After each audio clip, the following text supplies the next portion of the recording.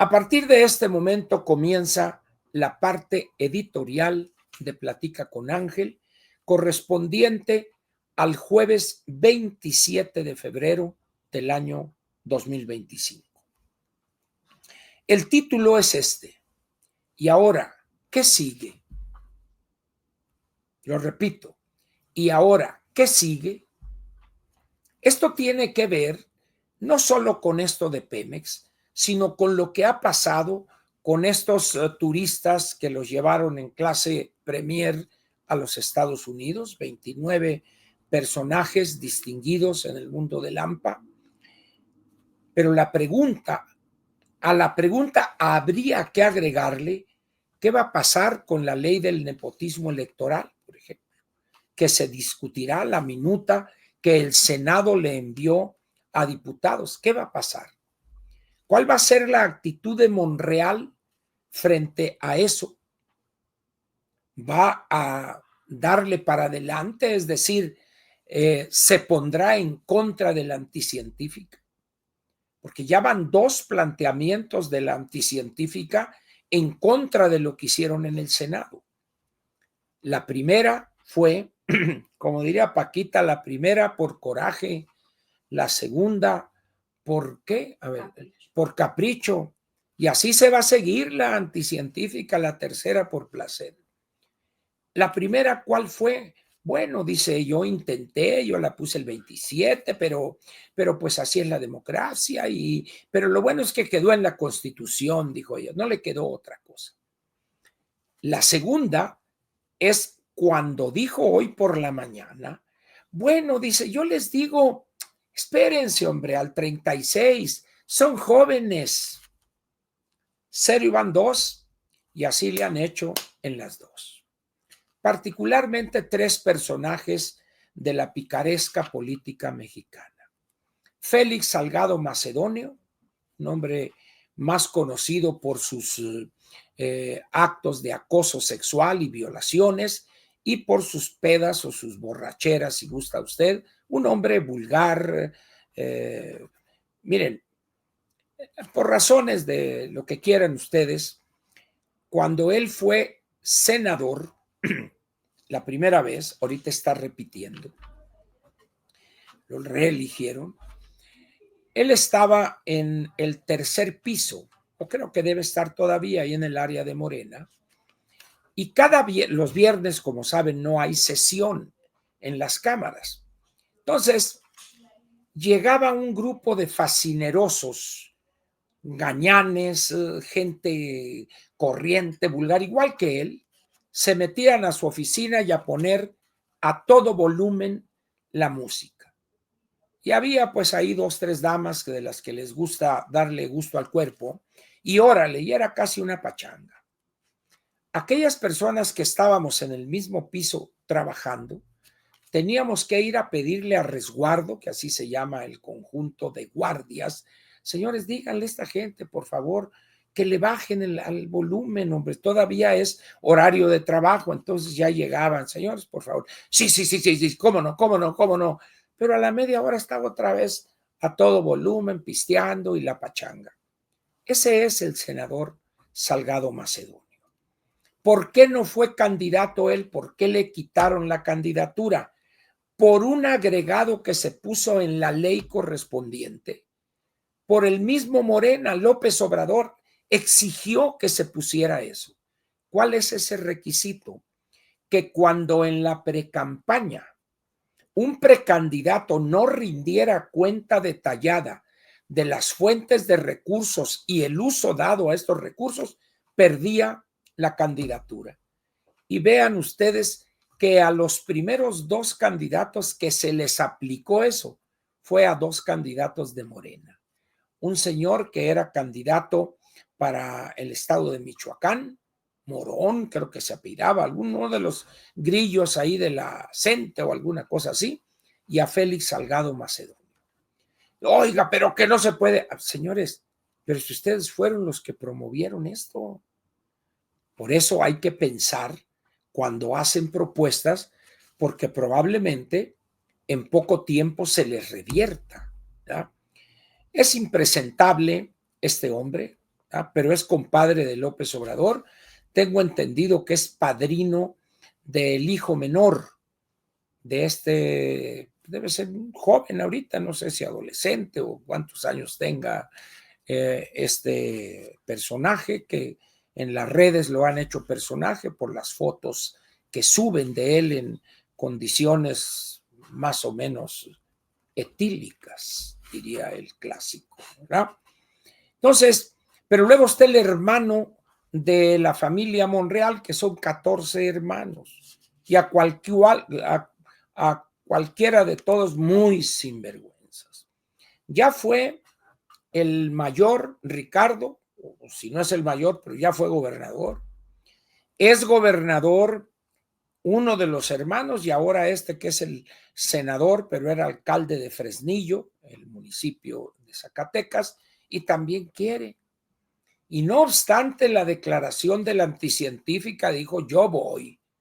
Si el pueblo quiere, yo le entro. Y si gano, voy a ser gobernador. Como diciendo, me vale madre lo que diga aquella mujer. Eso en política, pues yo no imagino a este imberbe respondiéndole así al presidente Echeverría o a Díaz Ordaz, por ejemplo, a Salinas, al mismo Cedillo, pero a la anticientífica pues parece que nadie la respeta, ¿verdad? Pero la señora, para que sepan y tengan cuidado, no es vengativa, nomás que tiene buena memoria, ¿verdad? Eso me lo dicen varios, pero bueno, pues yo ya a estas alturas, pues ya qué pueden hacerme, ¿verdad? Pero, y luego está la esposa del actual gobernador de San Luis Potosí, un señor de apellido Gallardo, creo, que se ha visto envuelto en cuestiones relacionadas con el narcotráfico. Tengo entendido, y lo ha acusado la oposición en San Luis Potosí y aquí, que estuvo preso por algunas figuras delictivas relacionadas con el narcotráfico. Tengo entendido que salió absuelto o alguna cosa así. Entonces tiene un historial medio interesante y él quiere dejar a su señora esposa al frente del Ejecutivo Federal. Entonces, vamos a ver qué sucede. Esto sería para el 27, en la elección intermedia. Ya veríamos, pues.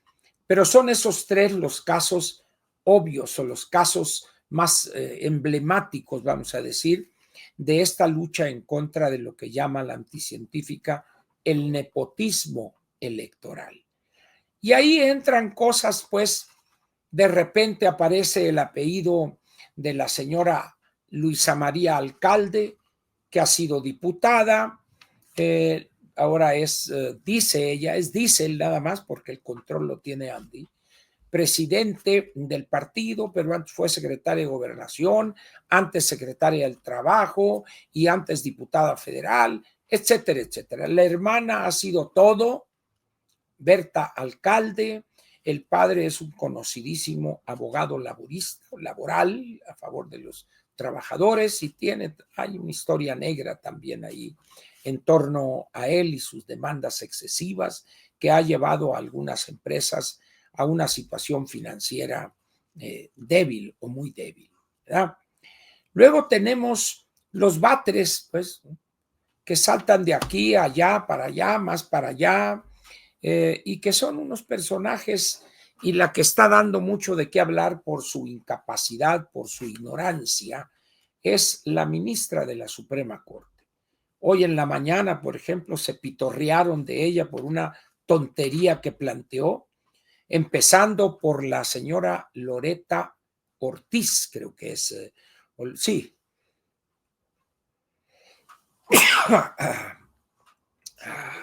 Gracias. Y luego el ministro Lainez le puso otra revolcada por si hiciera falta. La mujer es una nulidad, o sea, no carbura, no tiene, una neurona debe tener y no la usa. Ese cerebro de ella está enterito, no ha sido usado. La mujer es muy tonta. Pero fue el capricho de López Obrador. De modo, así es esto. Y luego está la otra hermana, que es Valentina, que creo que es diputada local ahorita. Y este Martí ha sido desde porro hasta senador, diputado federal, jefe de gobierno, y lo que caiga es bueno, ¿verdad? O sea, la cosa nomás es que haya ahí. Y así hay varias dinastías en el partido Morena, varias dinastías, de tal manera que el nepotismo electoral pues es algo medio raro ahí, que lo enarbole ella, en realidad es un instrumento político para detener a esas familias que quieren perdurar en su vida política, vamos a decirlo así. Pero es tan débil la anticientífica que en vez de decirles, a ver, señores, no va a haber reelección, punto, y órale, y se hace y ya. Y ya cuando empiezan aquellos, pues inmediatamente como dicen, a columniar el expediente y vámonos, mi Adán Augusto, y vámonos, Ricardito. Ese es el uso del poder. Pero esta mujer no sabe. Y como López ha de haber dicho esto y esto, entonces se apega a lo que le manda decir aquel, ¿no? Y quiero corregir, yo he dicho a Adán Augusto, el hombre de la jirafa enamorada, parece que ya le pusieron el cuerno. La dama en cuestión, la Dulcinea que está en el medio, pues parece que ha elegido a un hombre de España, de la madre patria. Parece que quiere establecer una buena relación con España. Vamos, acaba de subir una foto al Twitter donde está dándole un besote al galán. Y además trabaja en el Senado, así es que Adán Augusto tiene que aguantarse con el vato que le quitó la morra. Pues, ¿sí? Qué bonita es la política, ¿verdad? Sí. Pero este caso es digno de TV Notas. Creo que vale la pena un gran reportaje ahí en TV Notas. Muy bien. ¿Qué va a pasar con esta reforma constitucional? La verdad es que nadie sabe. El sinvergüenza del tapete zacatecano es posible que quiera jugarle contras a la anticientífica y podría sacar adelante eso, sin duda alguna. ¿Cómo le haría para negociar con el verde y no ceder a sus pretensiones de que las cosas no sean el 27? ¿Quién sabe? Pero habrá que estar atentos a esta sesión en el Pleno de la Cámara de Diputados, posiblemente la próxima semana. Por lo pronto agarren piedras por si se llegare a necesitar. Eso es por lo que respecta a este ridículo que ha hecho la anticientífica, pero además ahí hay algo que no se ha dicho. Al leer el texto de la iniciativa, parece el trabajo de un estudiante preparatoriano. Pero es explicable porque si lo redactó la especialista en teleras de huevo con jamón, en Bucareli, y se lo dio a revisar para ponerle su antefirma a la política más fea de la galaxia, Ernestina Godoy. El texto es confuso, una mezcla de cosas, pero bueno, o sea, se cumple con el expediente, vamos a decir. Habrá pues que estar atentos a ver qué pasa con eso del nepotismo electoral. Pero lleguemos ahora al caso, antes de entrarle a Pemex, de estos jóvenes que se fueron en viaje de placer a los Estados Unidos en vuelo VIP y además todo pagado.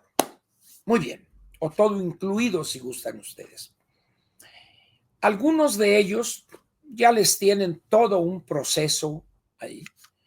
Muchos de estos 29 es casi seguro que se acojan al programa de testigos protegidos. Las cárceles en Estados Unidos son cárceles para hombres. Cuidado ahí con los métodos de la prisión. Son la vida dura, ¿no? Por más protegidos que estén. Llegado el momento, quizá empiecen a quebrarse con lo que dijo el Mayo, con lo que dijo el Chapito o el otro Chapito, o lo que dijo el Minilic. Vayan ustedes a puro personaje de la alta intelectualidad mexicana, y con uno que ceda, con eso que me dijo, voy al otro, no, pues ya acá, yo te recomiendo que hables porque aquel ya te denunció. No, pero que yo no estaba ahí. Así nos lo dijo él. No, es que ese hizo esto y mandó matar a fulano y luego van con el otro. Te digo que los dos, aquellos ya hablaron. Ya nos dijeron quién mató a quién y cómo y esto y el otro, y va a ser aquello un lavadero para tratar de salvar el pellejo primero, y segundo, no los pueden condenar a la pena de muerte porque su traslado fue producto de un juicio de extradición. Entonces, en ese sentido, pero sí cadena perpetua les pueden echar con la mano en la cintura. Pero, ¿qué va a pasar ahí? Muchos van a intentar obtener ventajas en su situación. ¿Y cuáles serían las ventajas? Primero, que la pena fuera corta. Segundo, integrarse al programa de testigos protegidos cuando la información proporcionada valiere la pena. Les dan otra personalidad, otro nombre, etcétera, etcétera, etcétera, y se desaparecen del mapa. Vamos a ver qué sucede, a ver cuántos se resisten o dicen, no, es que yo tenía un amparo y pues era el sereno, pero ya están allá.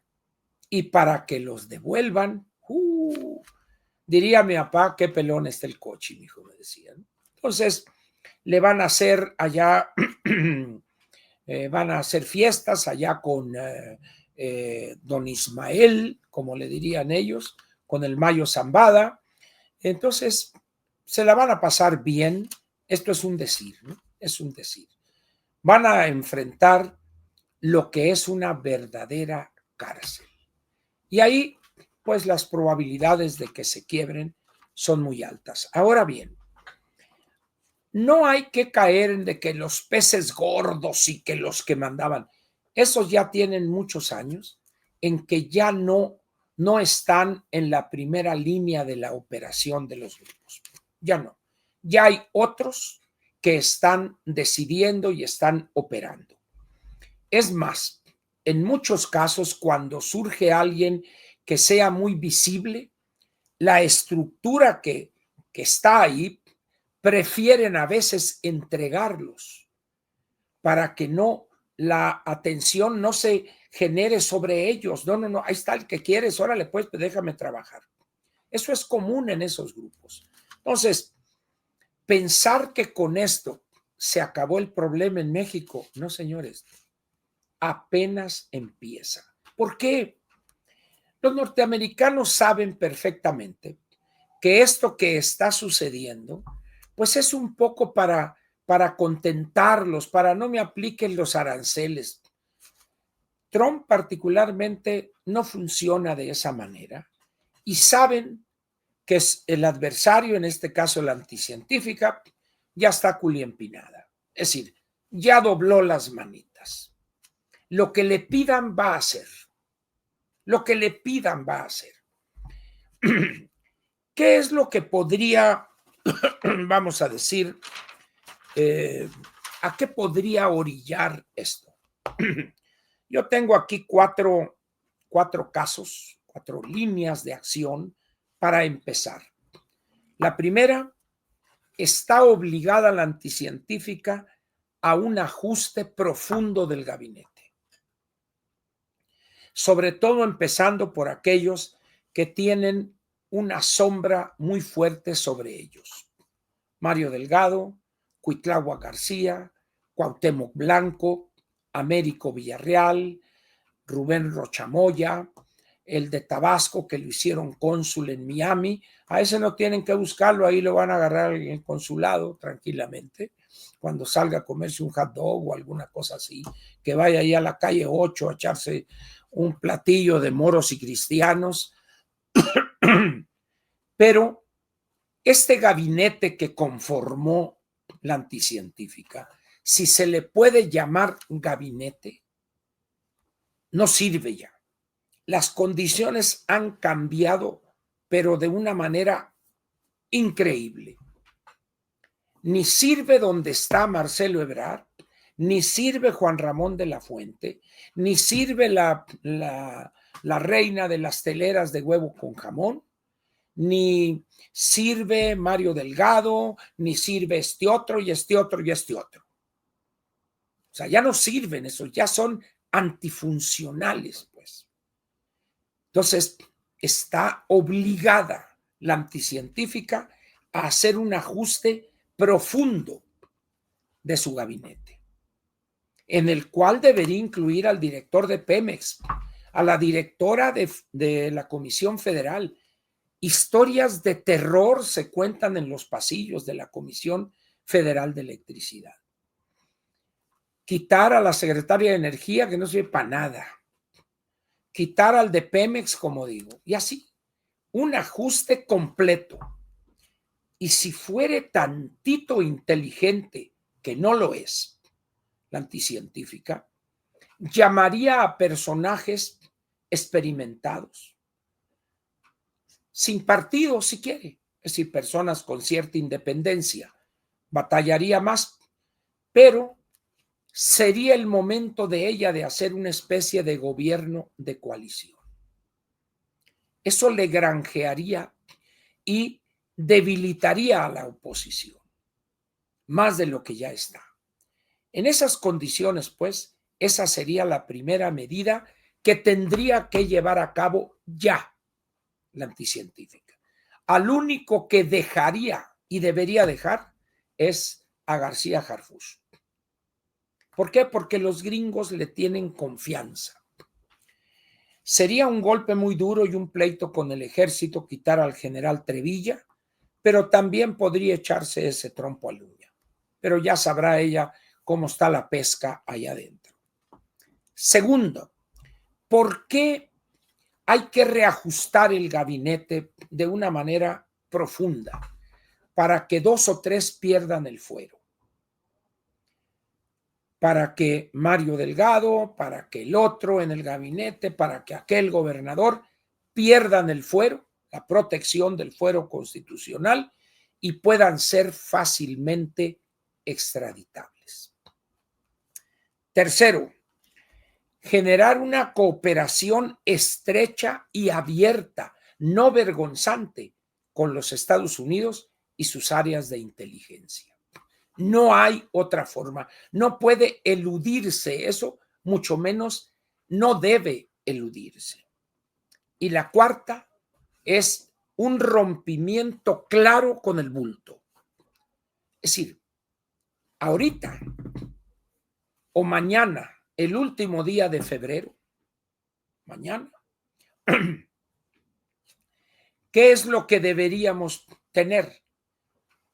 Un sexenio de 5 meses, un sexenio de 5 meses que termina mañana viernes, tranquilamente, órale, y empezar un sexenio de 5 años, 7 meses. Vámonos, borrón y cuenta nueva. Y que el bulto, si algo te debía, ya te lo pagué. Y no le muevas, carnal. Y no le muevas porque te corto la luz, incluso ahí en tu finca en Palenque. Y no le muevas. Y órale.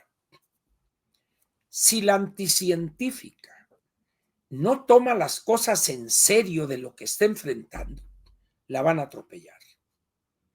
Ya ahorita es una ridiculización completa la que han hecho estos dos perversos de Adán Augusto y Ricardo Monreal. A ambos tiene que mandarlos, a uno a una embajada por allá en Egipto y al otro posiblemente en Sudáfrica, alguna cosa así. Vamos, cabrón. Y poner en la Secretaría de Relaciones a alguien que le entienda y darle una instrucción. no permitas que estos regresen a México. Allá manténlos. Allá manténlos. ¿Ya? Esas serían las primeras 4 medidas obligadas, imperativas de la anticientífica. Si no lo hace, si acá y que no, y que yo esto, y que están muy jóvenes, esperen al 36, nadie la va a respetar. Nadie. Bueno, vayamos ahora al caso de Petróleos Mexicanos. Petróleos Mexicanos es uno de los grandes mitos en la historia moderna de México. En primer lugar están los ignorantes que dicen que Cárdenas expropió el petróleo en el año 1938. Eso es, aparte de que es una estupidez jurídica, es una mentira. Cárdenas lo que hizo como desenlace de un litigio laboral entre los trabajadores de las compañías petroleras en México, que habían ganado ya un laudo, una resolución de la Junta de Conciliación y Arbitraje. Los dueños o los gerentes o los directores de esas compañías petroleras se negaron a aceptar ese laudo porque, como eran las condiciones en ese gobierno, el 38, había un desvío a favor de la onda medio izquierdista, socializante, etcétera. Muy bien. Entonces, la resolución de la Junta tenía algo que algunos interpretaban como socializante a favor del proletariado mexicano, petrolero, etcétera, etcétera. Entonces, Cárdenas interviene para tratar de conflicto, pero no era con el objeto de expropiar el petróleo, porque el petróleo le pertenecía a la nación mexicana desde el 5 de febrero del año 1917, porque ya estaba en el artículo 27 explícitamente establecido que todo lo que hay en el subsuelo es de la nación mexicana. Lo que hizo, repito, Cárdenas fue, en esta situación, cuando quiere mediar, tienen una reunión en Palacio los representantes de las empresas y los representantes de los trabajadores. Y en un momento está diciendo, bueno, miren, vamos a ajustar, etcétera. Y tengo entendido, esto me lo contó alguien que conocía bien los entresijos de esta negociación. El presidente dijo, señores, acepten esto, yo les garantizo a ustedes o les doy mi palabra. Y entonces uno de los empresarios o de los ejecutivos de, no sé si era de la empresa El Águila, le dice, ¿y quién nos garantiza la palabra de usted? Y en ese momento Cárdenas, tengo entendido, se levanta y les dice, señores, no tenemos más que hablar. Se acaba la reunión.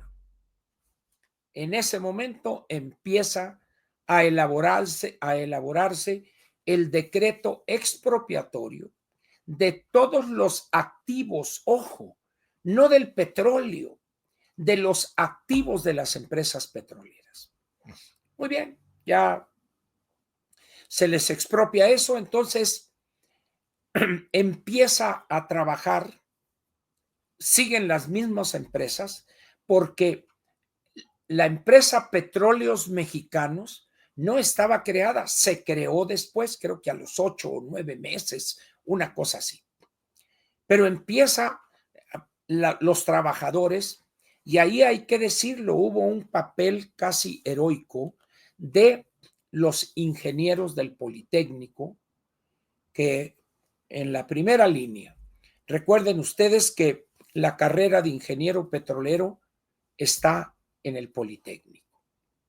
Entonces, sale adelante Pemex.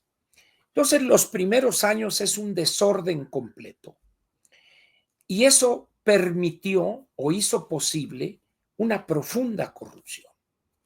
Cuando ya se crea Petróleos Mexicanos, su consejo, etcétera, etcétera, surge una fuerza que no han podido parar, sino que por el contrario, cada año ha ido fortaleciéndose. El Sindicato de Trabajadores Petroleros de la República Mexicana y varios caciques. Antes de la quina de Joaquín Hernández Galicia, hubo varios caciques. Uno lo asesinaron, el Güero Quijo. Luego estuvo el ingeniero Merino, que creo que era director de Pemex, hay ahí un largo historial donde hay varios nombres ahí.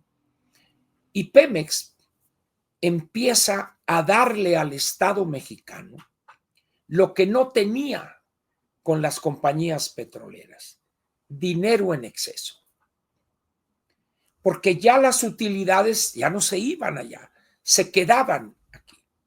Recordemos que el país era un país pequeño en términos de población, pero luego se viene la Segunda Guerra Mundial y cuenta la leyenda urbana que los norteamericanos bombardearon 2 petroleros mexicanos, no me acuerdo si era el Águila Azteca y Potrero del Llano, o el Potrero del Llano y algún otro, y eso fue el pretexto para que México entrara al esfuerzo bélico del lado de los aliados.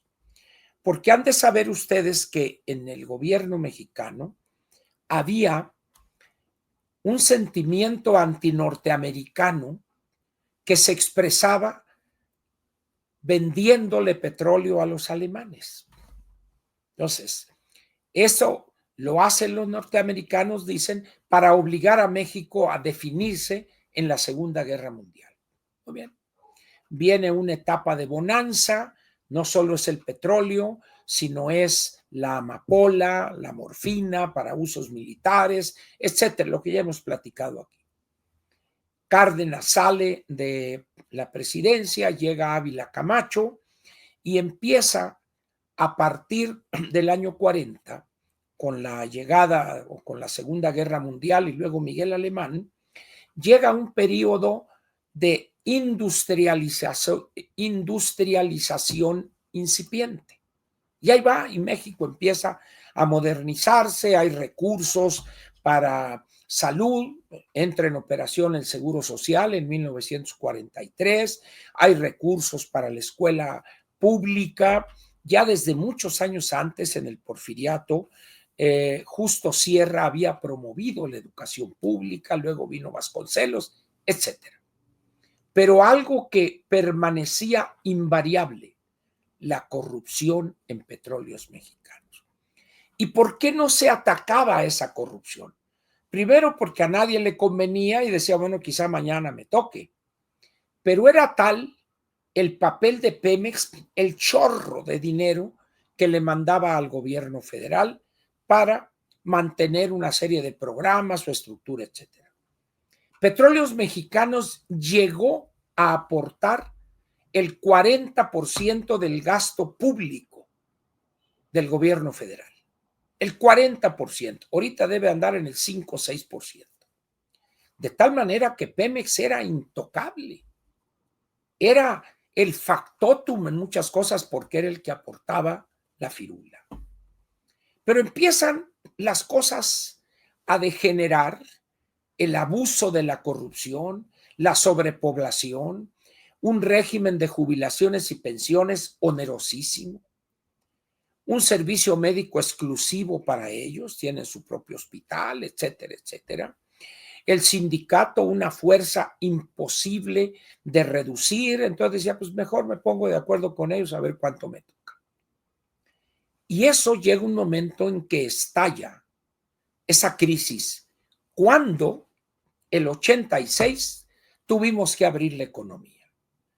En ese momento hay un cambio, un salto cuántico en el país.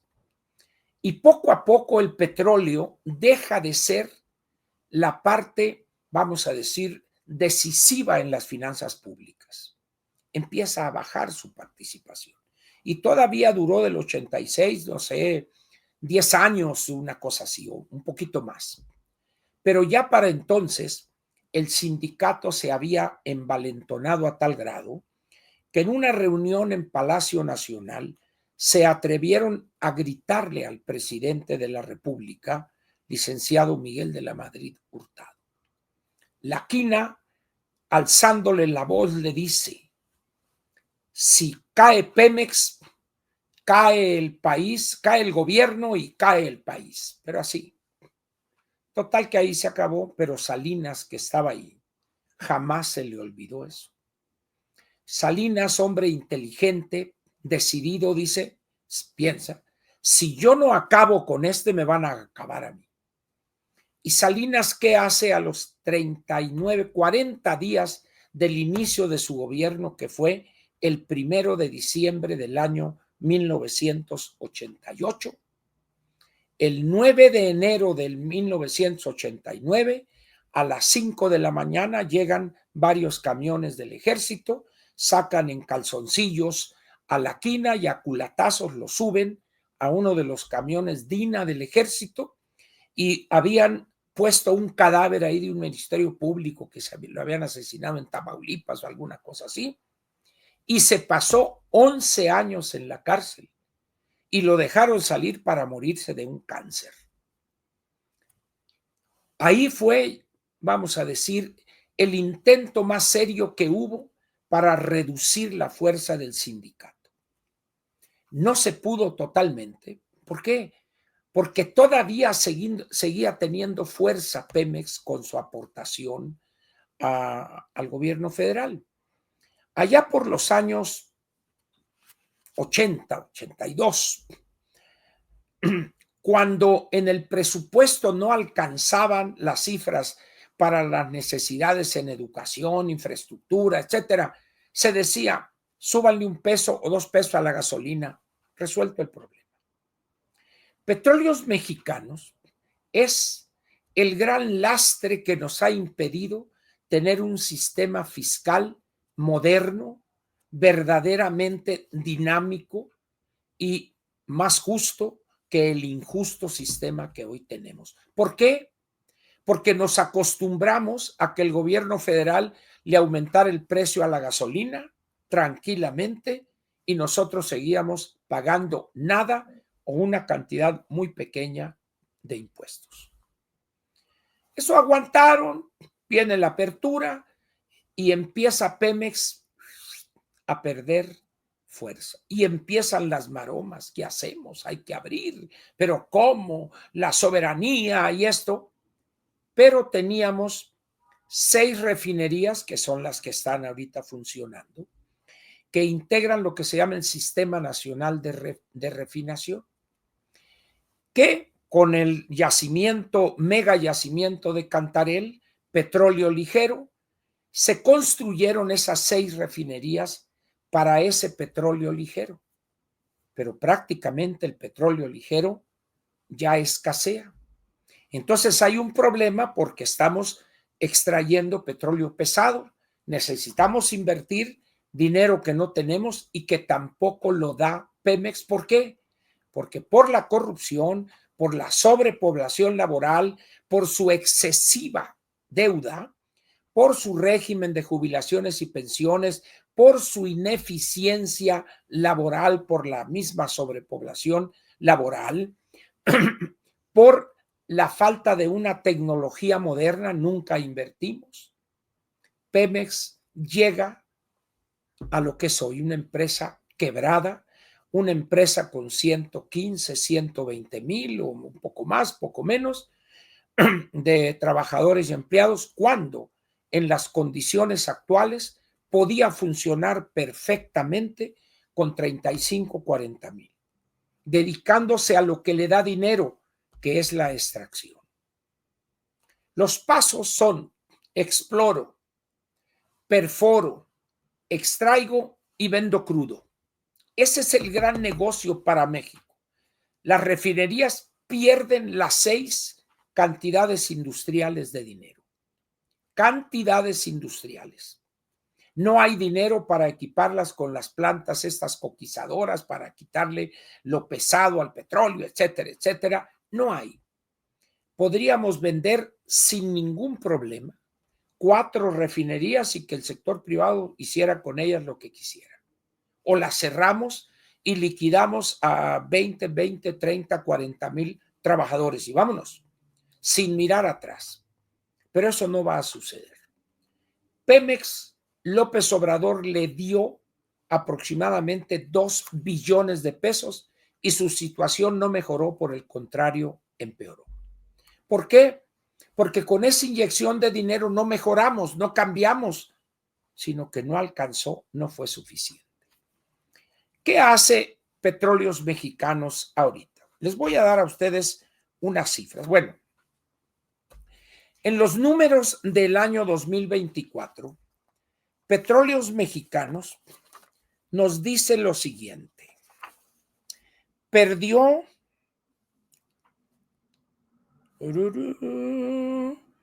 620,000 millones de pesos el año 2024. 620,000 millones de pesos, 30,000 millones de dólares. Todos los programas sociales, pensión de adultos mayores, con esto y todo lo que quieran ustedes, los nininís y sembrando vida o sembrando holgazanes, lo que quieran, con esto se podría pagar sin ningún problema. Pero la soberanía, ¿cómo? Si vivimos en el siglo XIX en ese sentido. Petróleos Mexicanos, pues, si revisa uno su balance de una manera muy somera, tiene un patrimonio, como dije hace unos minutos, un patrimonio negativo, está quebrada la empresa. Pero no solo eso, sino que es insalvable Petróleos Mexicanos. Si no se toman medidas radicales, cerrar 4 de las 6 refinerías, liquidar con todas las de la ley a 60,000 trabajadores y concentrarse en, ojo, explorar, perforar, extraer y vender crudo, nos va a llevar al precipicio Petróleos Mexicanos. Hoy, por ejemplo, ¿qué hace Petróleos Mexicanos? ¿Qué es hoy Petróleos Mexicanos? Es una oficina de captación de impuestos. Aquí les van unos datos. Y aquí tengo desde el año 2016, 16, 17, 18, 19, 20, 21, 22, 23, 24. 9 años del IEPS. 9 años. ¿Qué hace Petróleos Mexicanos con su estructura al venderles gasolina a una parte, el 70% de las estaciones de servicio, que son franquicia Pemex? ¿Ah? Capta el IEPS. Y aquí les van los números para que vean ustedes lo que es Pemex hoy. En el año 2016, Pemex captó por IEPS, gasolinas y diésel, 277,000 millones de pesos. El año anterior, el 2015, captó 220,000 millones de pesos. Ojo, el 15, 220,000. El 16, 277,000. De 220 a 277,000. Muy bien. Luego tenemos, este fue, ¿qué les dije? El 16. Vayámonos al 17. Captó el gobierno federal el 17, 216,000 millones de pesos.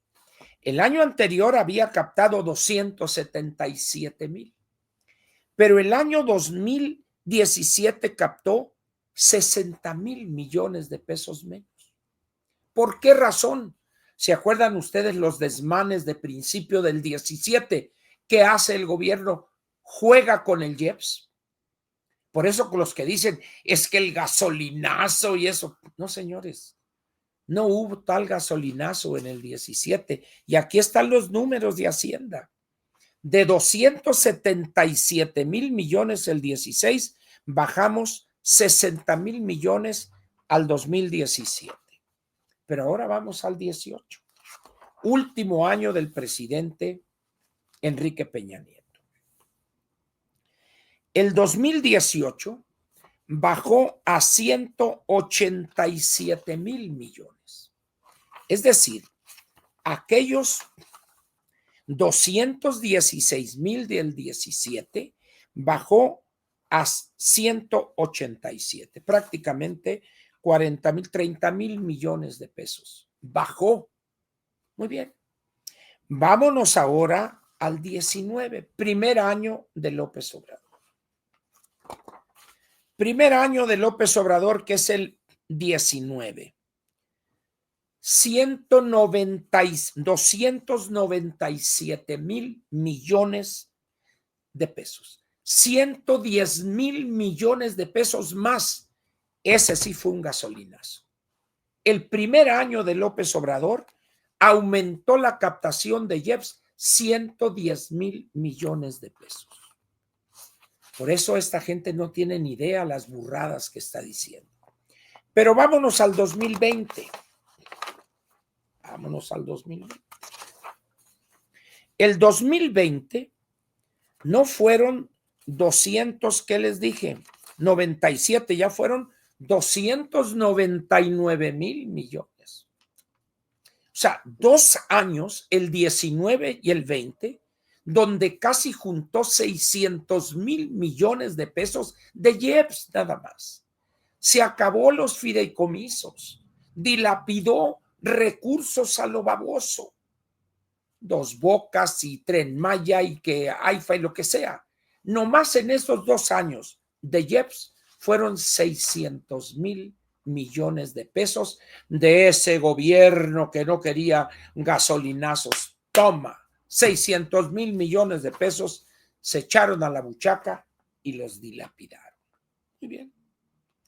Pero ahora viene el año 2021. El año 2021 todavía les quedó aviada para trincarse de IEPS 222,000 millones. Es decir, de aquellos 600,000, súmenle 222,000 y ya son 822,000 millones de pesos entre 3 años, 19, 20 y 21. Muy bien. 822,000 millones de pesos. Vamos a ponerlo aquí para que no se nos olvide. 822,000 millones en 3 años. Muy bien. Nos vamos ahora al 22. Y aquí ya la situación cambió. ¿Por qué? Porque fueron los efectos de la pandemia. Entonces, ¿qué hicieron ahí? No podían seguir con aquel ritmo. Entonces, redujeron a tal grado las cosas que tuvieron que ahora sí subsidiar.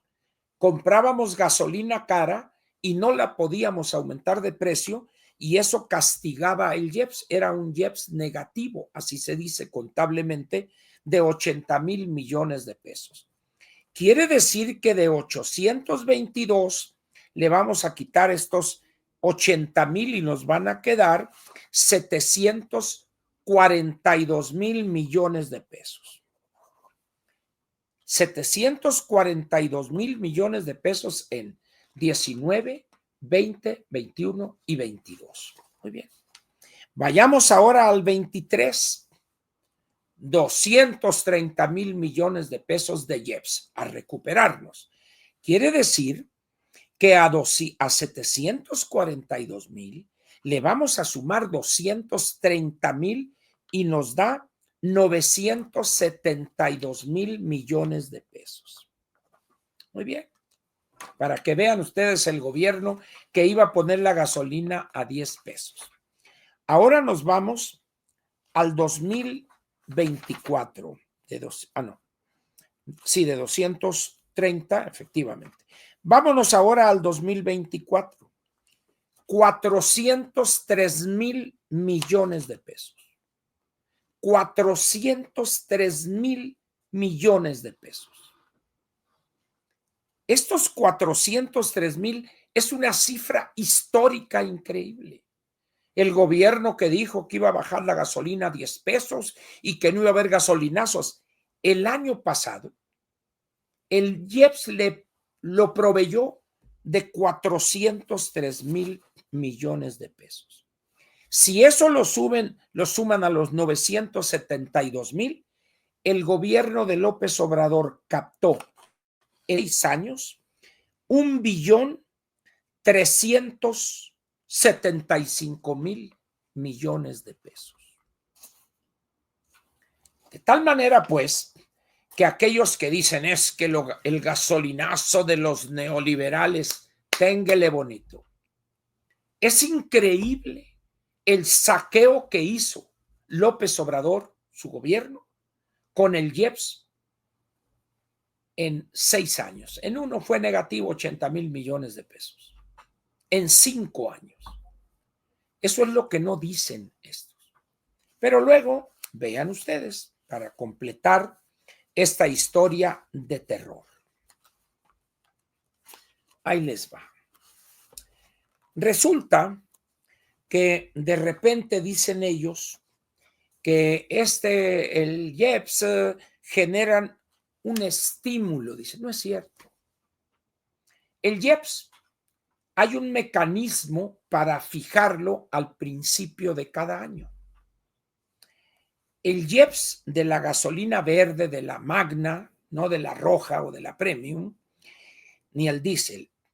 Ese es 6 pesos 45 centavos por litro.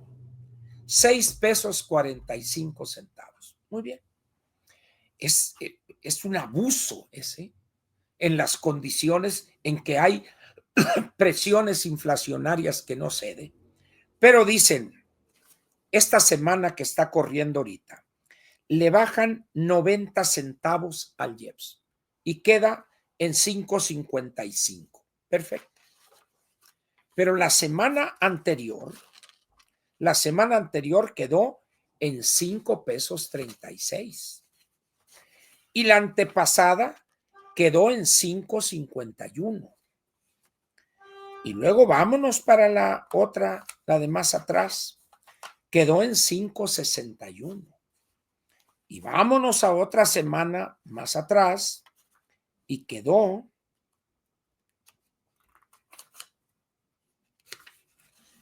en 5.21. ¿Ante qué estamos entonces? Ante un saqueo usando el IEPS de una forma perversa. ¿Y todo por qué? Porque no hay dinero.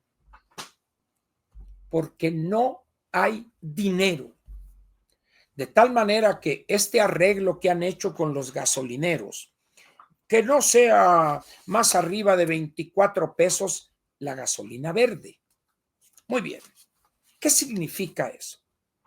En primer lugar, este acuerdo solamente abarca a las gasolinerías franquicia Pemex. Ojo, franquicia Pemex, que es aproximadamente el 70% de las 13,500 estaciones de servicio. ¿Qué van a hacer ahí? Bueno, ya dijo el gobierno que no le va a bajar al IEPS. El IEPS no me lo toquen, dijo. Aquí los gasolineros pusieron una serie de condiciones. Oye, que me dejen 2 pesos de ganancia y que tomen en cuenta los costos de logística y la mentira que te eché. ¿Saben cuál es el objetivo de Pemex al definir estos 24 pesos? Lo que van a hacer es reducir el precio que se llama precio Pemex, el precio al que le venden el litro de gasolina verde regular a esas 6,500 gasolinerías. ¿Y qué va a pasar con las otras gasolinerías que se traen su combustible de Estados Unidos o no usan combustible de Pemex? Esas van a vender por encima de los 24 pesos. Y dice la anticientífica, vamos a estar vigilando para que ellos también hagan esto en un mercado de los combustibles que supuestamente es abierto. ¿Y cuál es el objetivo? Echarles la opinión pública a esas 1,000, a ver, son 13,000 por el 30%, estamos hablando de 4,000 gasolinerías. Voltearles a la opinión pública para que Pemex pueda quedarse con todo el mercado, ser el único importador de gasolinas y controlar como era antes. Ahora, ¿qué va a pasar con estas 9,000 y pico de gasolinerías? Vamos a regresar a una situación ya vista en México. Si en un momento Pemex no me da la utilidad que yo espero, yo le muevo. Miren ustedes, ¿cómo funciona esto? A la gasolinería que lleguen ustedes, volteen así, alto, y van a ver una escalerita y una cosa ahí arriba que tiene unos vidrios oscuros. Esos vidrios son que solamente de allá para afuera sí pueden vernos, pero nosotros de aquí para allá no pueden vernos. Muy bien. Los fabricantes de los dispensarios que se llaman de las bombas ya son electrónicas, ya no son mecánicas como eran antes, con engranes, ahora son digitales. Entonces, la compañía que las fabrica y se las vende a los gasolineros, ya se los vende en el software con un mecanismo, con un algoritmo ahí o con una madre ahí para que cuando se vea que llegue el de Profeco con las tanquecitos esos para ver cuánto están dando, cuánto se están robando, en ese momento hay uno de los bomberos que es el responsable, hace la seña del robo de base y aquel entra al software y pone en ceros la bomba, es decir, que no nos robe nada. Entonces ya el de Profeco ya llega, llena el tanquecito este de 20 litros y resulta que da 19.8, 19.9, 19.6, que está dentro del margen. Por lo tanto, se supervisó la estación número 9432, se encontró que esto y todo está perfecto y aquí está el acta. Cuando se ve el de la Profeco, entonces le hace el otro la seña, róbate la base, le mueve 5%, 10%.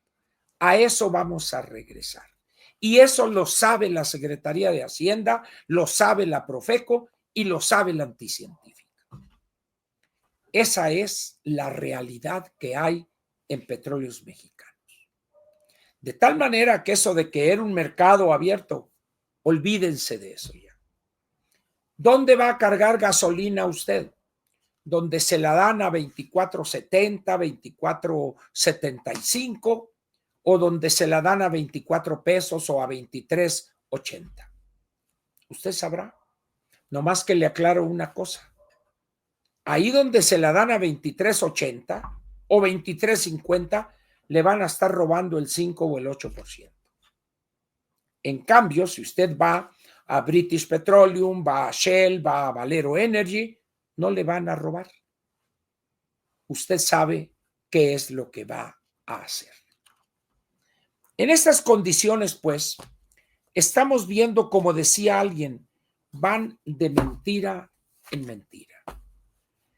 La administración de Pemex, aparte de basarse en puras mentiras, es un inexperto el que está al frente de Pemex, pero no sé si fue su maestro allá en la Facultad de Ingeniería de la Anticientífica, pero ese señor no sirve para nada. Muy bien. Para terminar, quiero comentarles rápidamente dos cosas. La elección intermedia para el año 27 consta de una parte federal, cambia totalmente la Cámara de Diputados, no así la del Senado, y van a cambiar cientos de presidencias municipales, van a cambiar congresos locales y también creo que son 12 gubernaturas. Pero vamos a decir, la vara con la que van a ser medidos los partidos políticos es la federal. Porque ahí es donde se define cuánto les van a dar de prerrogativas. Bien. Ya ha aparecido la primera encuesta frente a la elección intermedia de diputados federales. Y encontró el Universal, y ahorita vamos a ver sobre la probidad de esta encuesta, donde Aquí está, si quieren ustedes a ver si se queda claro. Dice la pregunta, en caso de ser la elección de diputados federales, ¿por qué partido votaría usted? Morena, 46%. Sorpresa, Movimiento Ciudadano, el 10%. Y ojo, el PRI, 8% y el PAN, 7%. Es evidente que estos números a muchos los ha dejado inconformes, que ya empiezan a manipular y que quién sabe qué. No me voy a meter en esa discusión. Lo interesante es hacernos la siguiente pregunta. ¿Qué tal si efectivamente estos porcentajes que arroja esta encuesta o que la manipulan o la cucharean, como quieran ustedes, en el primer domingo de junio del 27, el PRI obtiene ese 8 o quizá un 6% y el PAN ese 5%? ¿Qué tal si efectivamente la realidad demuestra que esto estaba bien? ¿Qué pasaría ahí? Prácticamente la oposición desaparecería para el año 2030. La campaña por el 2027 ya empezó. Aquí están los primeros golpes mediáticos. Si esta es falsa y cuchareada, lo que sea, pero tiene un propósito político. ¿Qué van a hacer el PAN y el PRI frente a esto? ¿Se van a quedar callados? Sí, no olvidemos que aquellos son, pues está incluido Movimiento Ciudadano, son 4 partidos. El PRI tiene 35 diputados. El PAN creo que tiene 70 diputados, 100 entre los dos. Los otros tienen el 75%. En el Senado de la República, el PAN tiene 23 y el PRI creo que tiene 14, 37, un poco menos de la cuarta parte. Es decir, el 27 ya empezó. Chueco o derecho, bien hecha, mal hecha, cuchareada o no, ya empezó a tratar de colocar en la mente del ciudadano que el PRI va de bajada y que el PAN va al hoyo. Vamos a ver cuál es la respuesta de los partidos frente a esto. Y termino con este elemento. Acaba de publicar Fernando García Ramírez en la edición electrónica de Letras Libres un excelente artículo que se llama Una María Corina Machado para México. Vale la pena que usted entre a Letras Libres. Está abierto. Entre usted a Letras Libres y busque usted Fernando García Ramírez, o si quiere en un buscador ponga Fernando García Ramírez en Letras Libres y ahí le va a aparecer esta excelente colaboración de Fernando. ¿En qué consiste esto? Trae una serie de frases lapidarias para la oposición y en general para la situación política del país. ¿Y cuál es la conclusión de Fernando en este excelente artículo? Dice así: necesitamos, antes que sea demasiado tarde, grandes dosis de esfuerzo, creatividad y coraje para rescatar este país que se hunde en el fango autoritario. Necesitamos una María Corina Machado para México. La cita es ahora, no hay tiempo que perder. Posiblemente a muchos les moleste el que un estudioso, un intelectual como Fernando diga, necesitamos en México una María Corina Machado. Yo comparto ese punto de vista de él. Le voy a decir por qué. He seguido en las últimas 2 o 3 semanas de una manera atenta, acuciosa, el desempeño de una senadora del PAN en el Senado de la República, mi paisana Lili Téllez. Y las cosas han llegado a un punto que aquello parece un pleito de comadres, pleitos de lavadero, que rebaja el Senado de la República. Lo que sucedió hoy jueves es imperdonable. Desconozco si Ricardo Anaya está de acuerdo con esa conducta de una integrante de su bancada. Si está de acuerdo con ese comportamiento, yo le pediría a Ricardo, dale una pensada otra vez a eso. No puede la oposición en el Senado de la República estar atestiguando un espectáculo grotesco de chismes, de mitotes, de groserías, y donde aparece una señora que dicen que es senadora de Morena por Baja California Sur, arrebatándole el megáfono y peleándose y diciéndole hociconas. Dice, esa es la tarea con la que quiere la oposición, granjearse la simpatía de los ciudadanos. Ese es el nivel que requiere este país para poder incidir, aspirar a incidir con muy buenos números el 27. Por eso coincido con Fernando, necesitamos una María Corina Machado. Y definitivamente esa, aunque muchos se enojen, no es en modo alguno mi paisana Lili Téllez. Hoy hay una, pero antes eran tres.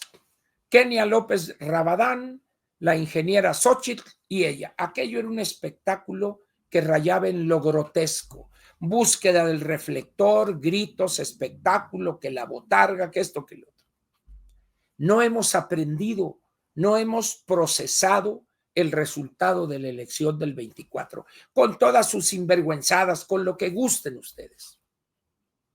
Este espectáculo que brinda en cada sesión la Lili daña a su partido, daña a la actividad política e impide que realicemos los dos partidos de oposición una tarea conjunta, pero con objetivos claros, con estrategias positivas, propositivas.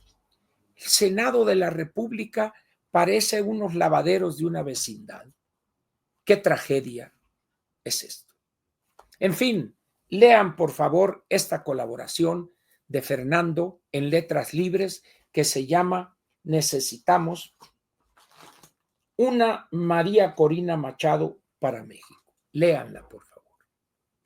En este momento termina la parte editorial de Platica con Ángel.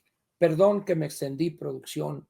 Suplico su perdón, pero los temas valían la pena. Perdónenme ustedes, por favor.